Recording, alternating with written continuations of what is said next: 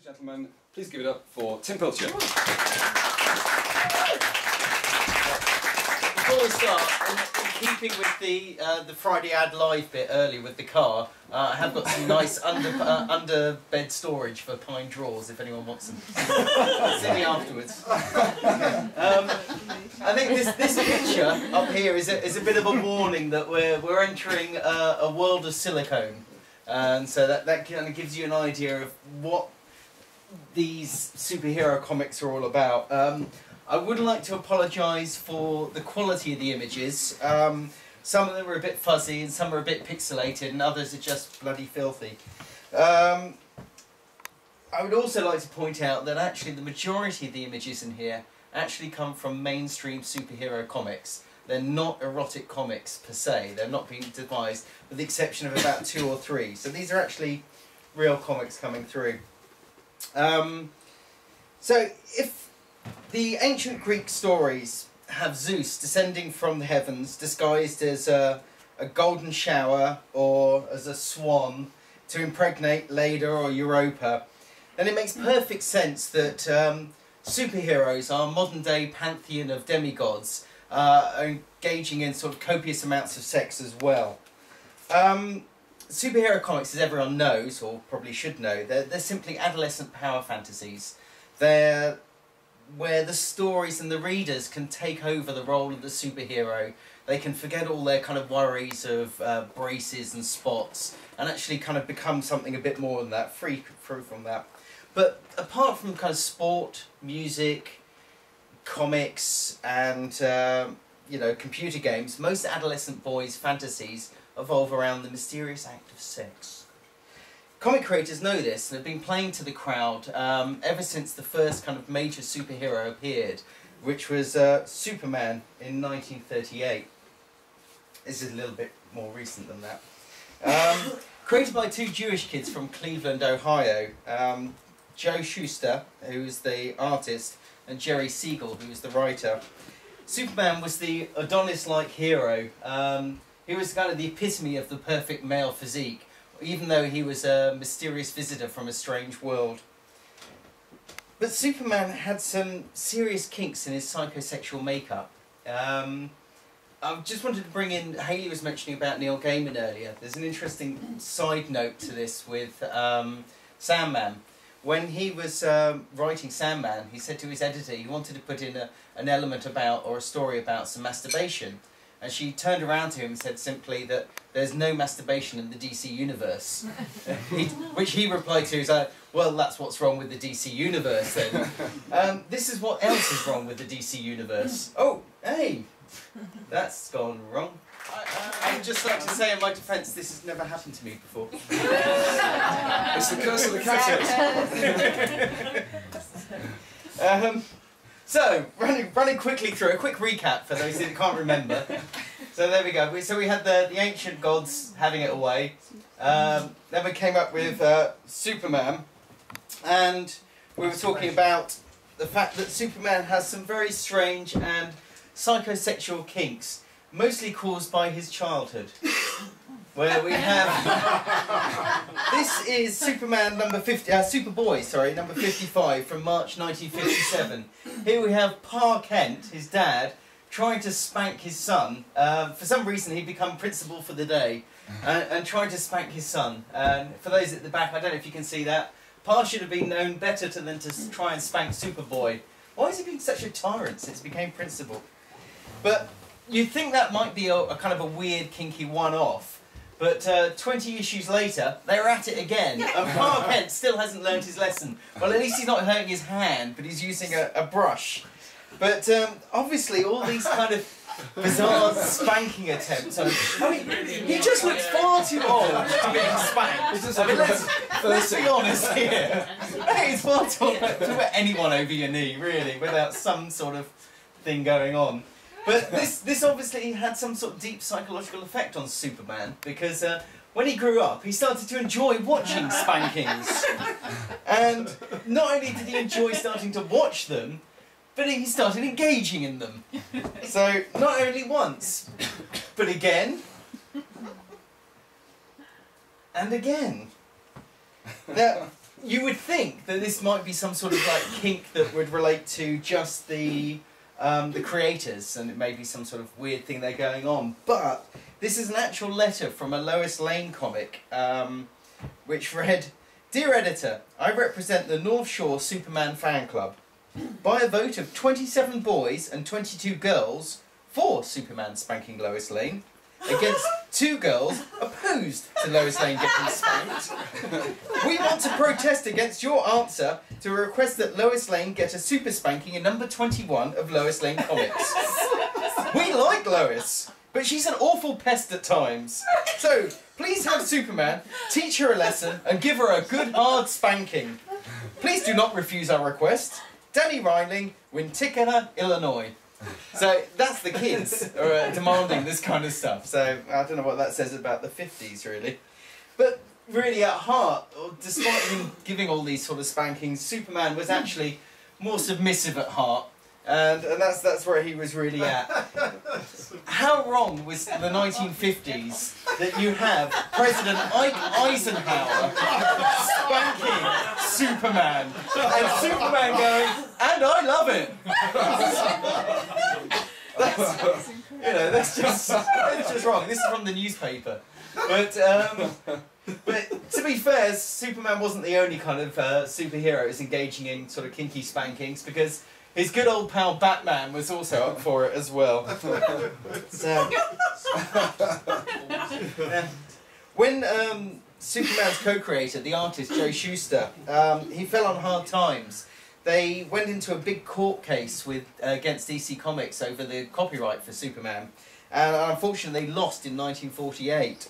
And so he was reduced to drawing sort of lurid erotic stories.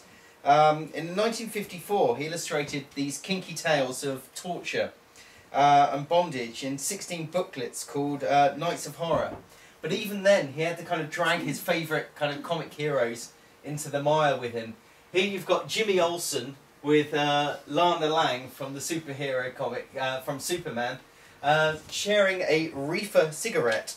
This is from a story called Never Been Kissed, which is a tale of teen sex cults. I've never come across one myself, but there you go.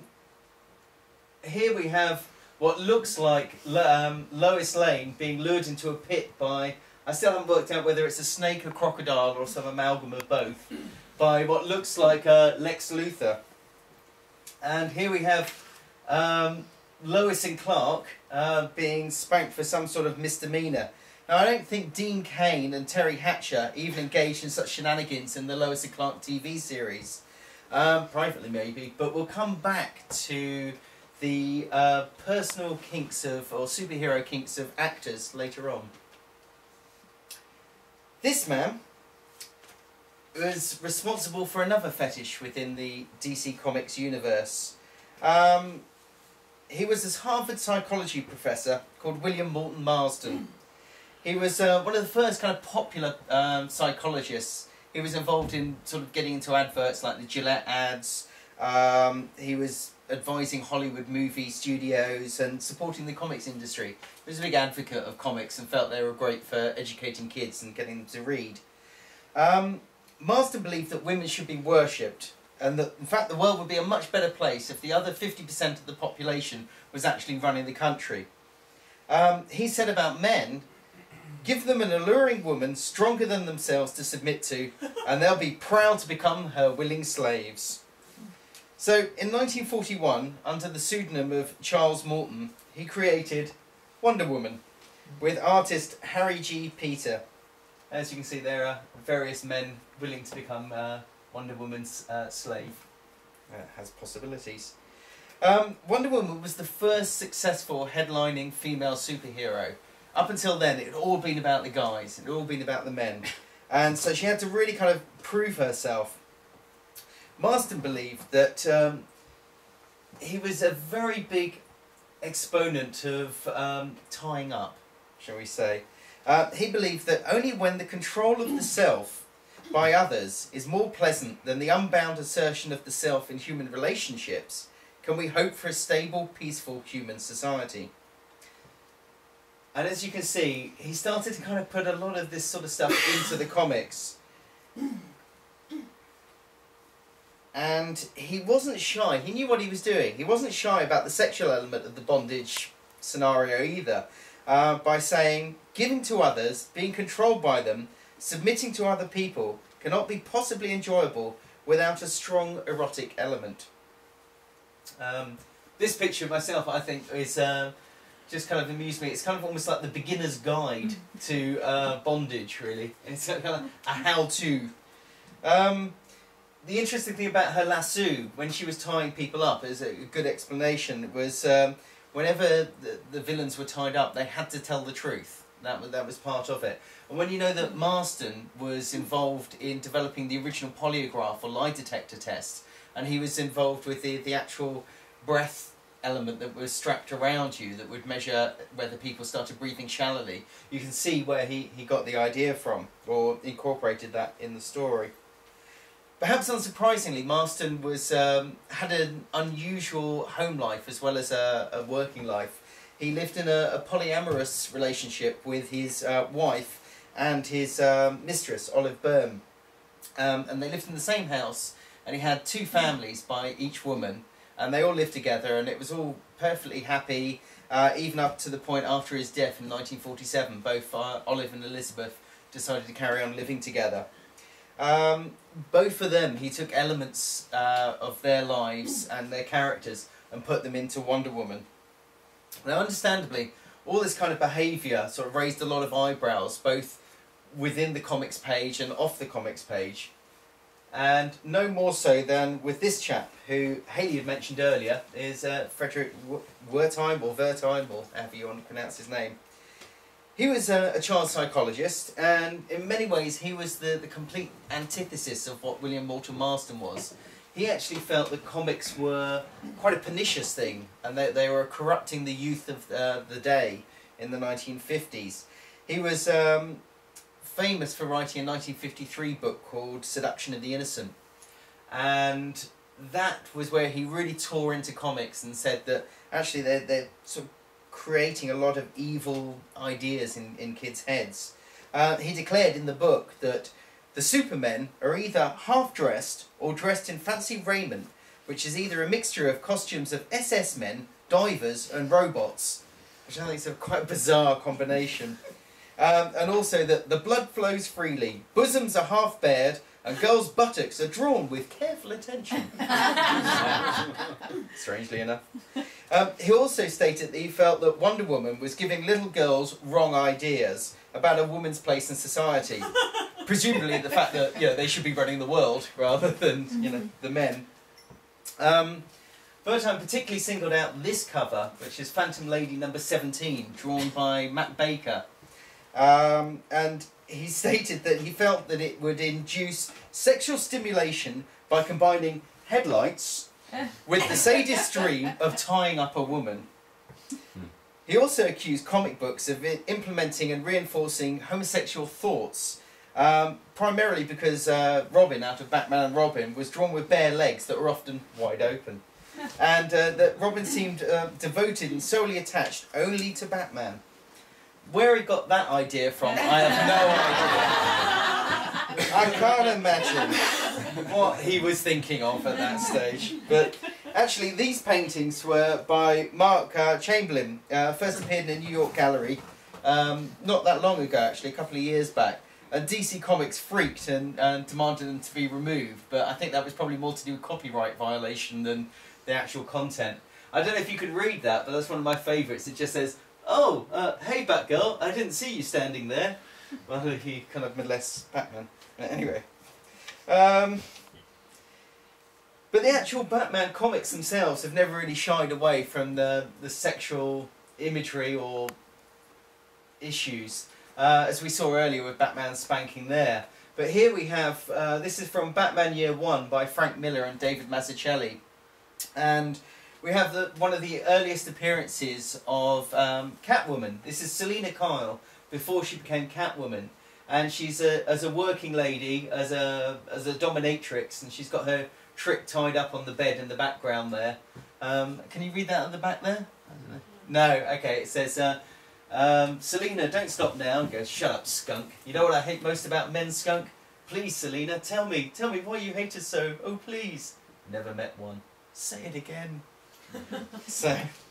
so later on, in Dark Knight Returns, Frank Miller returned to the character Selena Kyle, had her much older, and the characters are all sort of in their late 50s, early 60s, and she's now running an escort agency, and the Joker comes and pays her a visit.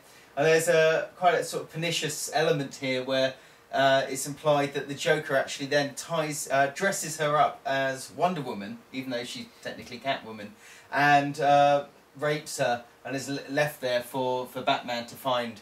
And it was the first of the kind of dark comics that were started to come out in the late 80s, early 90s, that really started to discuss kind of the sexual kinks of what superheroes might actually be looking at. It seems crazy that it took until 1986 for us to kind of get to that stage. Another comic that probably nearly everyone in this room has read, I'm sure, is Watchmen, which again looked at the sexual kinks of superheroes. Here we've got, this is written by Alan Moore and drawn by Dave Gibbons. And here we have two ex-superheroes reminiscing about a previous supervillain who ended up trying to basically, he was called Captain Carnage, who went around trying to get superheroes to beat him up. And he enjoyed it, and sort of saying, started hitting him, thinking, geez, he's breathing funny, does he have asthma? And then he tries it on somebody else who ends up dropping him down an elevator shaft. So it kind of backfires on him. But it was talking about, you know, masochism, sadism, and the kind of things that probably hadn't really been discussed actually in a superhero comic up until that point. Later on, the two characters get together and attempt to have sex. And it's a very clumsy, real, embarrassing, awkward scenario. You have this really wonderful scene where you have the two protagonists trying to have sex on the sofa while the TV's playing.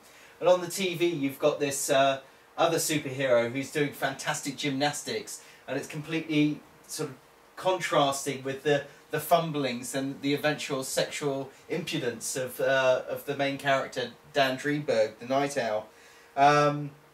So it's very nicely done. But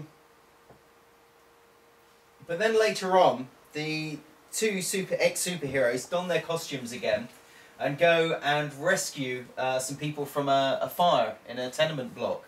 And that obviously creates a frisson between them.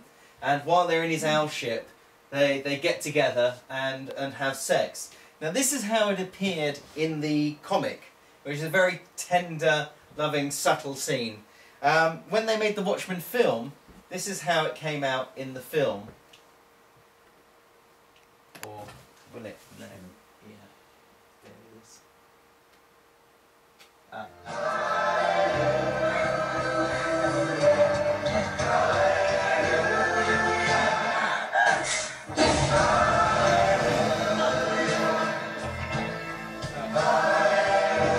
That's quite enough of that. Right, if that hasn't ruined Leonard Cohen for you, nothing will. I personally think that's like almost interminable. It's back in 1985, I think it was Terry Gilliam that said that Watchmen was unfilmable, and I think that just proved it. The way that it was addressed in the comic book later on was afterwards the two characters are discussing the situation, and yeah, that Laurie says, Dan, was it good tonight? Did you like it? Did the costumes make it good? And he turns around and says, yeah, I guess the costumes had made something to do with it. It just feels strange, you know, to come out and admit that to somebody, to kind of come out the closet.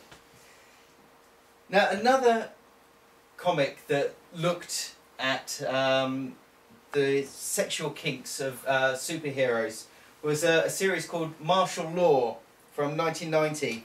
Written by Pat Mills and drawn by Kevin O'Neill, and it featured a fetishistically dressed hero hunter. He was a guy that actually hated superheroes and went round, felt that they were inherently corrupt in some way, and went round hunting them down.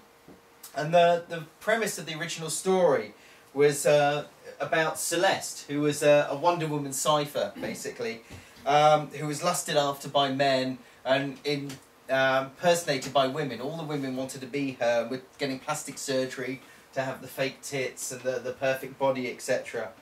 And there's this supervillain called the Sleep Man, who's going around killing Celeste lookalikes.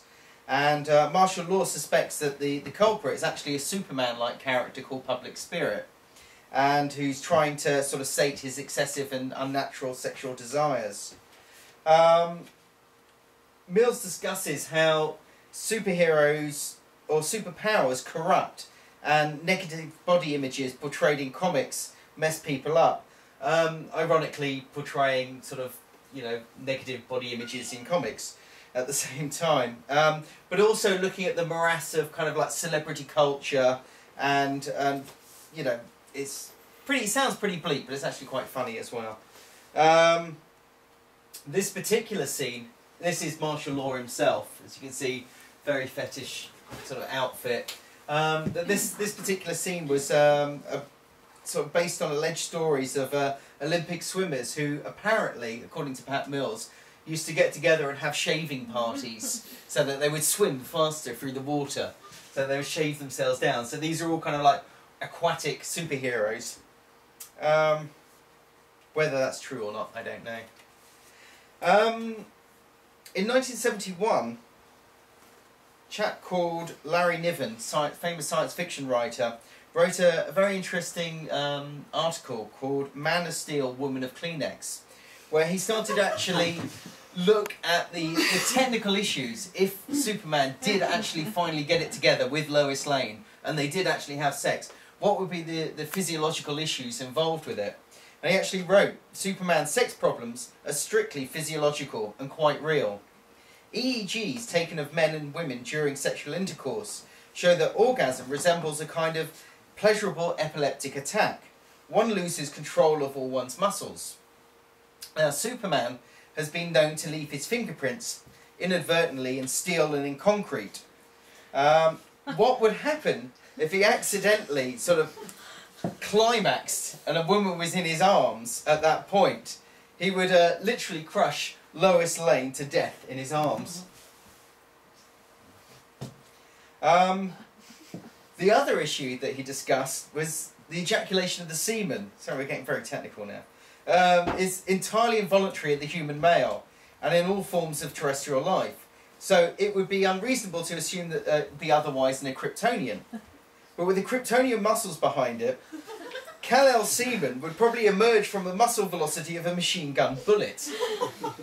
So it wouldn't be good news for Lois. In 2004, Garth Ennis's comic The Pro, drawn by Amanda Connor, picked up this idea. And here we have the kind of the Superman cipher again. This is a character called the Saint, being pleasured by the single mother and prostitute who is given superpowers but refuses to give up her day job. So she causes the whole superhero community that are very straight as a die to much consternation because she swears and, you know, doesn't play the game as everyone else is supposed to. There she's pleasuring the Saint for thanking him for rescuing her baby. But just as he's reaching climax, he goes, oh my, oh no, move your head. And as she does that, it goes pooh, straight through the wall and then takes the wing off a plane. Just as Larry Niven predicted, you know, superhero sperm is pretty indestructible. Garth Ennis took the whole sex and superheroes thing one stage further in a strip he did which was called Herogasm. It was a mini-series spin-off from another series he was doing called The Boys. And with The Boys, he was taking the old adage of Spider-Man's phrase, sorry, that with great power comes great responsibility. He turned that on his head and said, well, with great power comes no responsibility. And so you see superheroes acting in a very kind of non-superhero-y way, really. And so with the Herogasm story, he basically had superheroes all descending on a tropical island in the middle of nowhere and engaging in a mass orgy of sex, drugs and God knows what. And really like Mills's martial law, he was taking a harsh look at the superhero community and saying, actually, there's something inherently corrupt about the whole concept. You know, they're taking drugs, they're fornicating, they're murdering, they're engaging every pursuit that they're supposed to be protecting the average day citizens from. It gives you kind of a good idea of what it's about. And all this was happening in supposedly mainstream superhero comics. Everything up until now I've shown you has been what would be racked in a comic shop as a standard superhero comic. Maybe aimed at a more adult readership perhaps, but it was only a matter of time then the whole sex magazine brigade kind of got in on the act. And, oh no, we dropped out on a few here, but Penthouse did actually release some erotic superhero comics as well of their own. So it kind of made sense that that was going to happen. But then again, the mainstream superhero comics themselves haven't exactly been the most sort of PC or right on in their own sort of markets. Here we have The X-Women, which was a one-off comic drawn by Milo Manara, who's essentially known as an erotic artist in Europe. I mean, he's renowned for his erotic comics. But here he was actually drawing what was supposed to be a superhero comic based on X-Men characters, or in this case X-Women. But you can see by the poses, the mouths open, the body poses and everything, that it's just purely about sex, basically. And again, here, this is J. Scott Campbell. This is a mainstream comic, but it's all about the tits. So, you know, it's one of those things, unfortunately. But having said that, it's not a surprise that there is so much misogyny within the comics. It's not a new thing. When you look at the history of it, we're coming back here to... This is a character called Power Girl, who is supposedly Superman's cousin. Now... Coming back to the very first slide, you know, when it said, have you noticed her tits are bigger than her head? This is a character whose tits are bigger than her head. And she's renowned for that being some sort of personality trait. So, and again there, those are bigger than her head. But the history of comics has been ever thus, unfortunately. It's been pandered to a male readership. And going even back to the kind of 40s and 50s, you've got the kind of misogynistic stuff like that. I assume everyone can read that at the back there.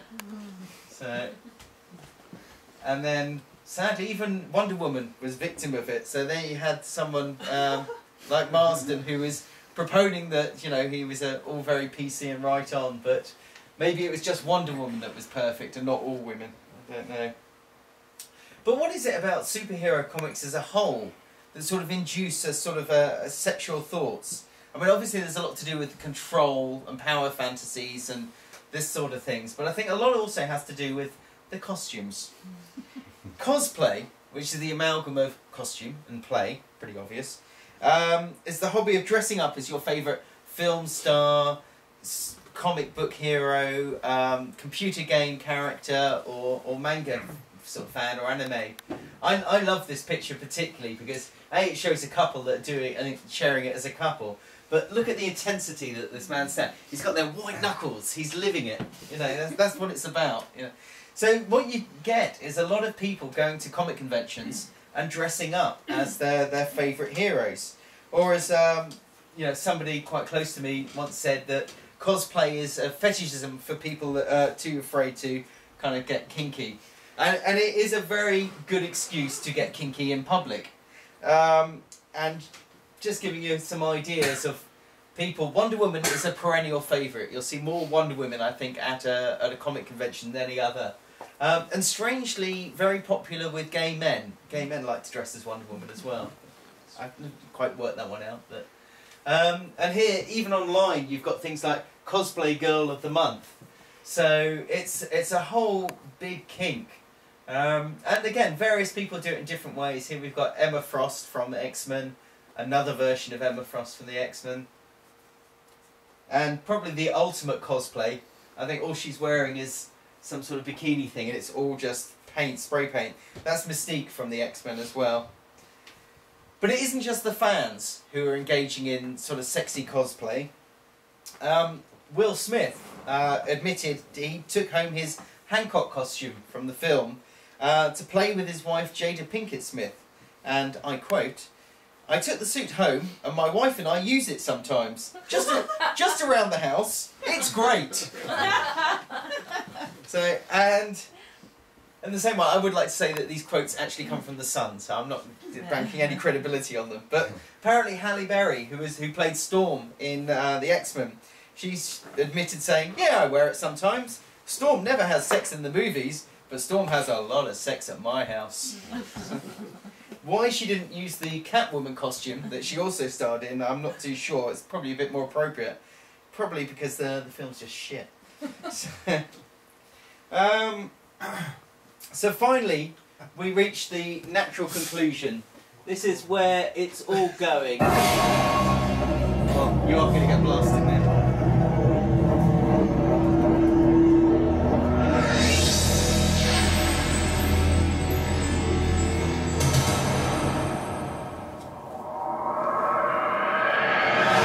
Tisk, tisk, and another tisk.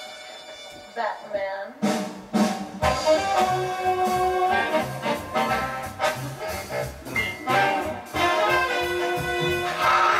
Batgirl.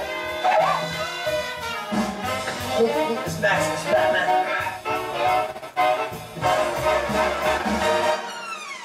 Well, we must give credit where credit is due, Robin. She may be evil, but she is quite attractive.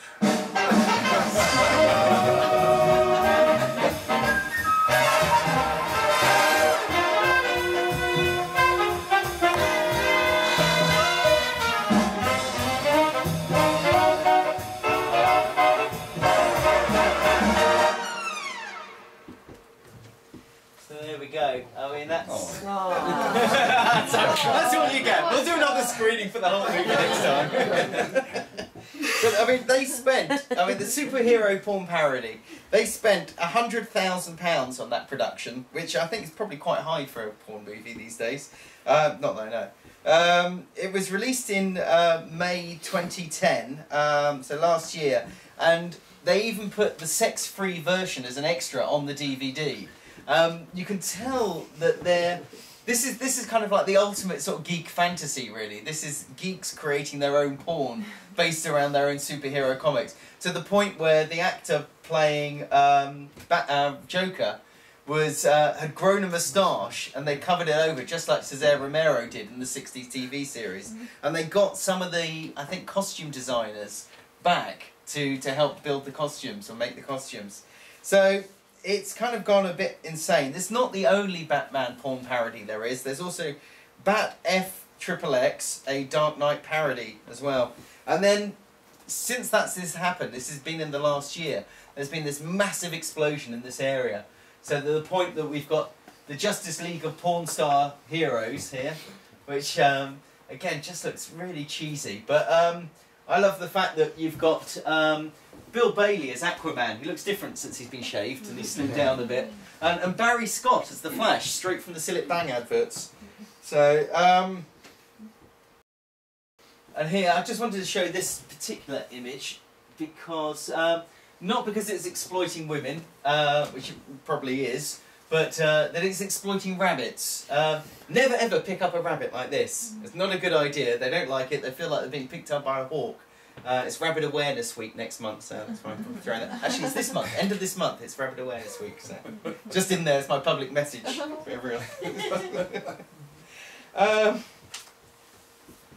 So, where we're going from here is anybody's guess. Realistically, the only thing I can see that we're going to head for now is the next 3D superhero porn parody. They've already just done, I think in China, the first 3D porn movie has just come out. So I think that's about as far as we're going to be able to take this. So what I'll leave you with, there's a couple more shots, here we go, sorry, of, this is the Spider-Man porn parody with Black Widow. And this is from Cosmopolitan. Now, Cosmopolitan did a little article on the superheroes they would like to see, who are based on superheroes. Is that going to disappear? Ah, there we go. Who are there to meet a woman's needs. And they had some really spurious ones, but this was the one that kind of leapt out at me. It says at the bottom here, unhappy in the sack, the captain will blend into your bedroom and dispense Cosmo-quality sex advice, audible only to your guy. Now, I don't know about the rest of the men in this room, but the idea of Usher lurking in a room and going like, stick it in a bit, wiggle it, left of it, no, you're doing it wrong! It's going to probably put most guys off, actually. So that's the end of it. If you like this and you want to find out more about erotic comics or superhero comics, but particularly erotic comics, there's copies of the book for sale. £10 only, normally $16.99 in the shops. That's cheaper than Amazon. So, so grab them now, and that's it. Thank you.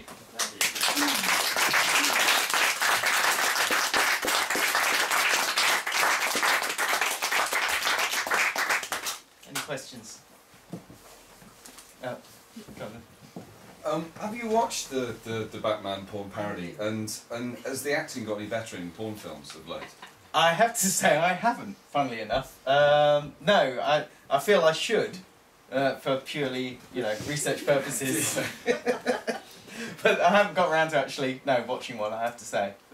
But I mean, looking at the acting in that, and I thought the quality of that is really good. From the clips I've seen of others, that's kind of like the nadir, and it's downhill from there on, unfortunately, both in terms of costumes and acting, etc.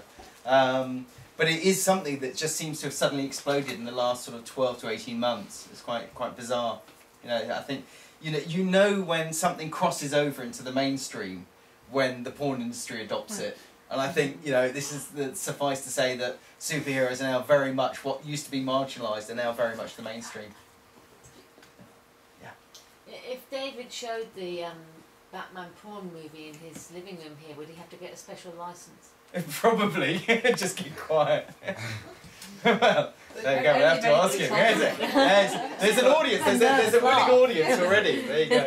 You talk about is it the FAA code right at the very start? Oh no, the comic creators code. Yeah.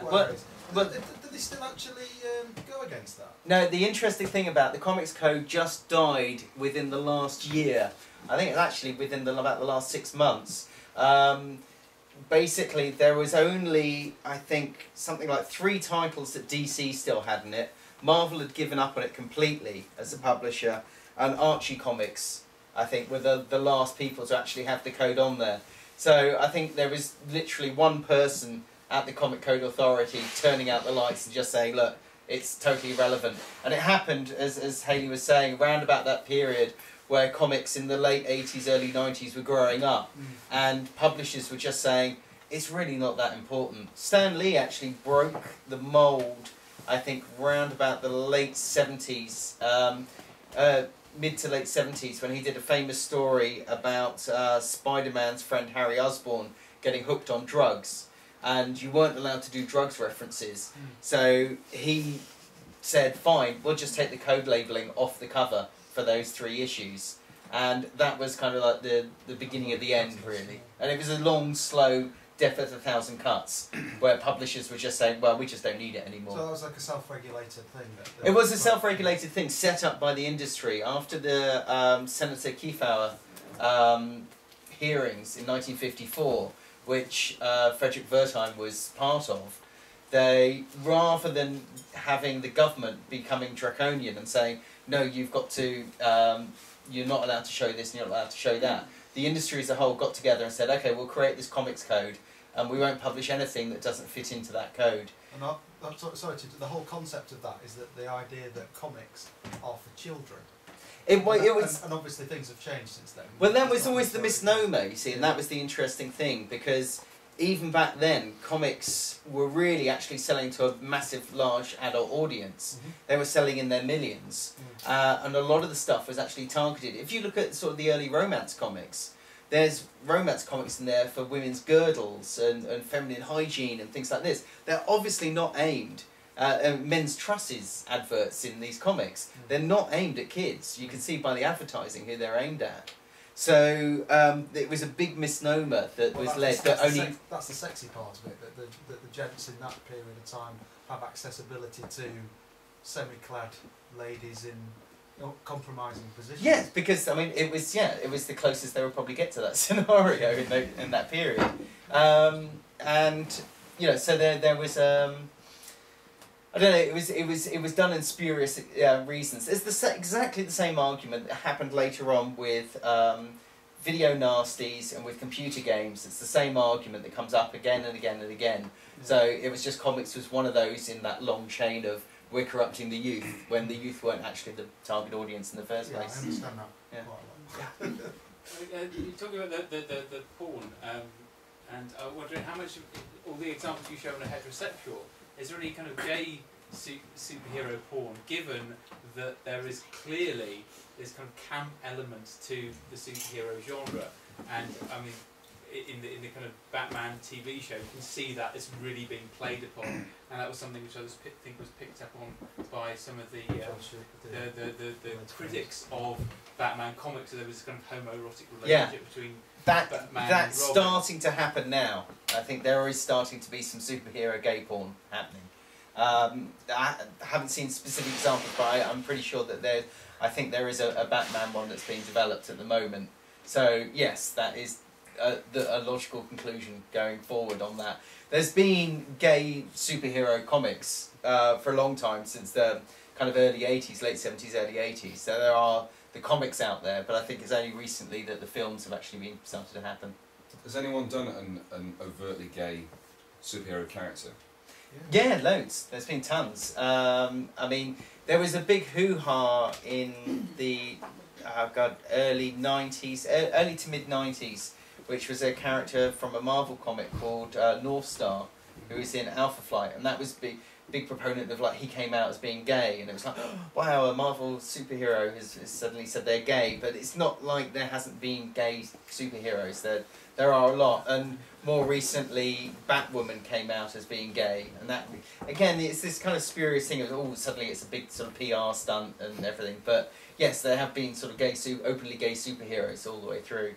Well, I say all the way through, probably from the late 70s, early 80s, you know. Yeah.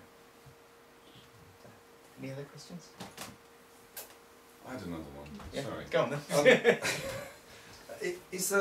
Are there themes, or is there content of comics that offends you or irritates you?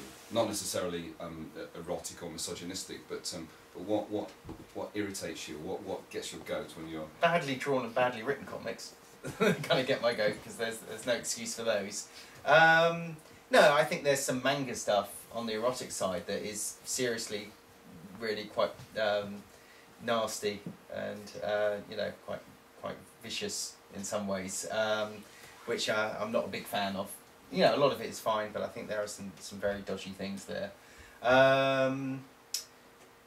I'm trying to think if there's anything that kind of really annoys me. I guess anything that's quite bigoted, really. And you do get sort of bigoted comics out there, and there are sort of classic examples of sort of people venting their spleens and getting stuff out there. So yeah, so that's the kind of the main sort of side of things. What happened to martial law? Did it ever get Martial law is actually being because it wasn't just the one collection. They did something like about 3 or 4 graphic novels and mini-series and one-off specials. Everything that's been published to date is all being collected into one big hardcover book coming out from DC Comics very soon. It's because it was toxic. Originally, yeah, Toxic and an Epic by Marvel. So yeah, all of that's getting collected into a big book coming out very soon from DC. Yeah. Is there any spanky contemporary comics? And if not, why not? Not in the mainstream. Maybe you could start one up. But yes, no, it's there are a lot of independent through sort of. Ever since like the 1950s, when you had sort of characters or actors, I want to say actors, you had creators like John Willie and I'm trying to think of the other guys. Eric Stanton, Suppose I and don't know where that came Gene Bilbrough, and these kind of artists who were doing underground comics before this kind of 60s, which were very under-the-counter stuff that was sold via Irving Klaw, who was famous for sort of discovering Betty Page and doing all of that. There's always been those sorts of comics around that deal with bondage or cross-dressing or spanking and stuff like that. And that went right through the 80s as well. So there is that material out there, but it's never kind of switched over into the mainstream until quite recently. But I'm just thinking, in the comics that you showed, on like the cover of a Superman comic, Superman getting spanked. Yeah. Look at that in this context and thinking that's a sexual thing that's going on. Clearly, at the time that it was going on, it didn't necessarily just mean that. Yeah. And so what? I'm just really interested in the, you know, also we're projecting a kind of sexuality onto these images. Yeah. Which, but spanking meant something else as well. And Well, I think it's an interesting thing. Yes. As I was saying about the William Morton Marston comics, there was an innocence. I think a lot of things worked on two levels. I think there's a sort of a completely innocent level. Certainly, you know, with the kids writing in and saying, have Superman spank Lois Lane, they're not saying they're getting sexual excitement from that. They're saying it's an amusing thing to happen because back then kids got spanked and it was a way of doing that. The other interesting element was when you look at a lot of this kind of spanking that goes on in superhero comics, it's very much about a superhero character trying to punish a woman or without having to punch her lights out, because that was considered too far. So he would throw her over her knee and spank her. So it was kind of like considered a slightly less thing than actually punching a woman. That's probably just as demeaning. But, you know, so there's that kind of level where it works on one which is about punishment, or one there's a sexual level. And I think there were the comics at the same time, and there were people deriving pleasure from the spanking at that time as well. But two different markets, kind of like The Simpsons. You've got the adult elements and the kids stuff, you know. Because now the image of someone being spanked has pretty much a kind of sexual. I would say is yeah, it's the sexual element is taken over. Like retro kind of 1950s punishment things, but it means. I think it's interesting to think about how it means something different now. Well, exactly, yeah, because because it's more taboo, because nobody gets spanked anymore. It's taken out of the realm of the norm. I say nobody. So. But it's like similar to Morecambe and Wise being in bed together all the time. Exactly. Yeah, there's that certain innocence back then, you know, that worked. And that's not to say that there wasn't that stuff going on, but it just wasn't, you know, probably the majority of the population weren't even aware that people enjoyed pleasure from spanking. You know, it was kind of just not discussed or even understood. So, yeah. That's a good note to end on. Yeah, there you go. Thank you. Can we give a big round of applause, please?